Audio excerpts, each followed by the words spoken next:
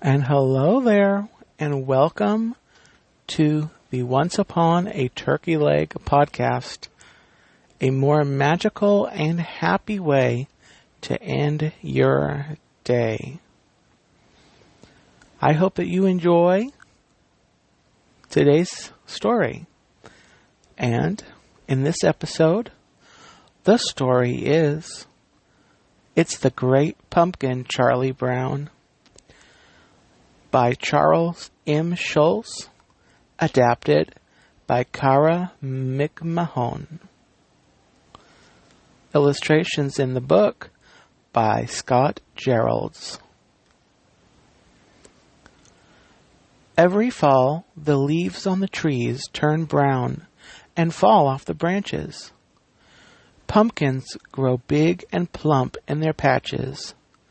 The air grows cooler, and people start to think about their Halloween costumes.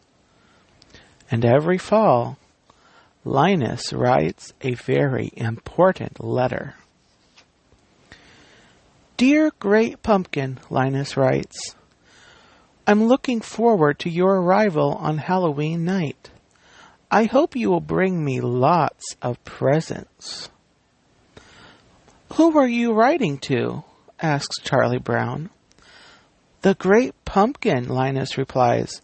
On Halloween night, the Great Pumpkin rises out of his pumpkin patch and flies through the air with his bag of toys for all the children. Linus's sister, Lucy, isn't happy that Linus is writing to the Great Pumpkin. You'll make me the laughing stock of the neighborhood, she complains. But Charlie Brown's sister, Sally, doesn't think Linus is crazy. She thinks Linus is wonderful. He is her sweet baboo. Wouldn't you like to sit with me in the pumpkin patch on Halloween night and wait for the Great Pumpkin? Linus asks. Sally is thrilled. I'd love to, she tells Linus. Later that day, Charlie Brown has a surprise waiting for him in the mailbox. I got an invitation to a Halloween party, he exclaims. Lucy thinks the invitation must be a mistake.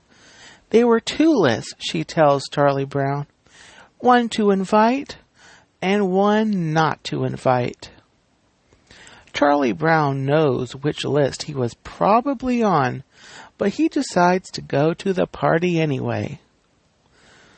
On Halloween night, everyone is planning to go to the party, except Linus. My blockhead brother will be out in the pumpkin patch, making his yearly fool of himself, Lucy grumbles. She can't understand why Linus would choose to miss out on all the fun that Halloween has to offer by sitting around in a pumpkin patch. Everyone puts on their costumes. Lucy is dressed as a witch. Charlie Brown is dressed as a ghost, but no one can tell what he's supposed to be because he had some trouble with the scissors. Sally is also dressed as a ghost, and so is Schroeder. They figured out how to use the scissors just fine. Pigpen is dressed as a ghost too. Everyone can tell which ghost he is because a cloud of dust surrounds him. Snoopy walks by, also dressed in a costume. Who in the world is that? Asked Lucy. He's a World War I flying ace, Charlie Brown exclaimed. Now I've seen everything, Lucy says. Lucy declares that everyone will go trick-or-treating first and then go to the Halloween party. As they pass by the pumpkin patch, Linus sees them and gets excited, thinking they have come to wait with him. Have you come to sing pumpkin carols with me? He asks. You blockhead, Lucy yells at her brother. You're going to miss all the fun, just like last year. Don't talk like that, Linus cries. The great pumpkin will come because I am the most sincere pumpkin patch. Oh, good grief, Lucy exclaims. She marches off with her friends. It looks like no one wants to join Linus in the pumpkin patch to wait for the great pumpkin. Except, what about Sally? Sally is torn. She doesn't want to miss out on all the fun of trick-or-treating and a party, but Linus is her sweet baboo. What should she do? Sally runs back to the pumpkin patch. I'm glad you came back, Linus tells her. You'll see the great pumpkin with your own eyes. Linus is positive the great pumpkin will pick this patch. Why wouldn't he?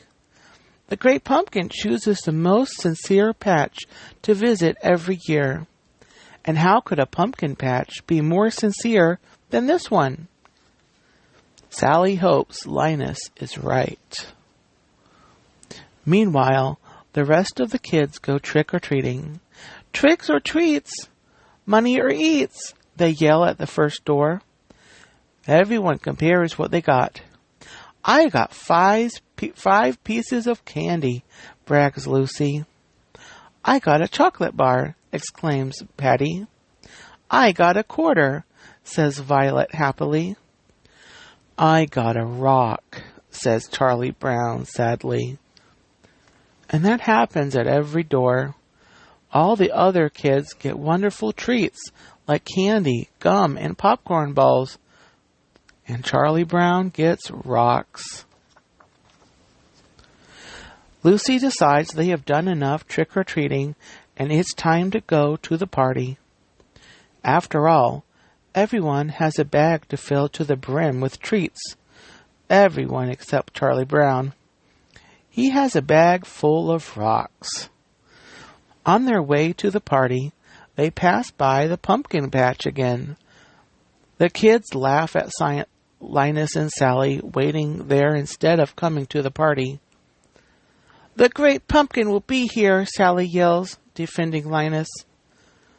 After the kids walk by, Sally turns to Linus. All right, where is he? She asks.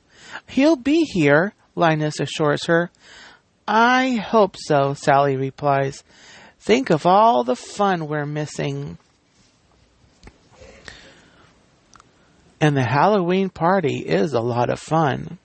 For everyone except Charlie Brown. At first, Charlie Brown thinks his night is looking up when the other kids ask him to be the model for the jack-o'-lantern. That sounds like a great honor, but then he realizes that being the model means having Violet draw a big pumpkin face on the back of his head. Meanwhile, in the pumpkin patch, Sally is growing tired of waiting for the great pumpkin. If anyone had told me I'd be waiting in a pumpkin patch on Halloween night, I'd have said they were crazy, she complains. Just then, she and Linus hear a rumbling noise. They see a shadow emerging from the pumpkin patch. It's the great pumpkin rising up out of the pumpkin patch, Linus yells. He is so excited to see the great pumpkin that he faints. But it isn't the great pumpkin after all. It is just a World War I flying ace on his way back from a very important mission. Linus wakes up and asks Sally what happened. I was robbed, howls Sally. Halloween is over and I missed it. She stomps out of the pumpkin patch, leaving Linus all alone to wait for the great pumpkin. Linus falls asleep waiting, and later that night, Lucy comes to bring him home and tuck him into his warm bed. The next day, Charlie Brown tries to make Linus feel better. Don't take it too hard that the great pumpkin never showed up, he tells his friend. But Linus doesn't feel let down. "Just wait until next year," he tells Charlie Brown. "I'll find the most sincere pumpkin patch, and I'll sit in that pumpkin patch until the great pumpkin appears." And that is the end of It's the Great Pumpkin, Charlie Brown. I hope you enjoyed this story, and I hope you'll come back to the next episode where we'll once again hear another great story here on Once Upon a Turkey Leg, a more magical way to end your day.